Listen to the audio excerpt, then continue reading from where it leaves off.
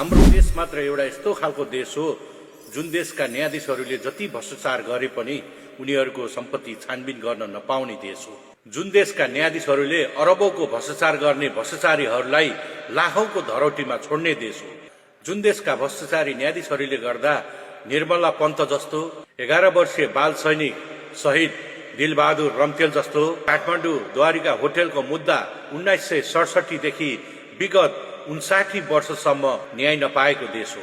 त्यसैले गर्दा हाम्रो देशमा पनि 2024 सालमा बंगलादेशमा जस्तो भ्रष्ट प्रधान न्यायाधीशहरूलाई फाल्दैन र 2010 सालमा पूर्व प्रधानमन्त्री शेख हसिनाले आफैले उद्घाटन गरेको इन्टरनेशनल क्राइम्स ट्राइब्युनल बंगलादेशले उनलाई नै 2025 को नोभेम्बरमा मृत्युदण्डको सजाय सुनाएको थियो।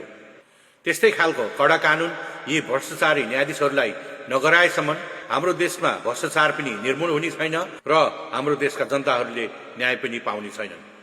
त्यसैले गर्दा विगत 36 वर्षदेखि लुट्दै आएका यी भ्रष्टाचारी न्यायाधीशहरूलाई फाल्नको लागि अब नेपाल सरकारलाई जनताहरूले साथ दिने बेला आएको छ।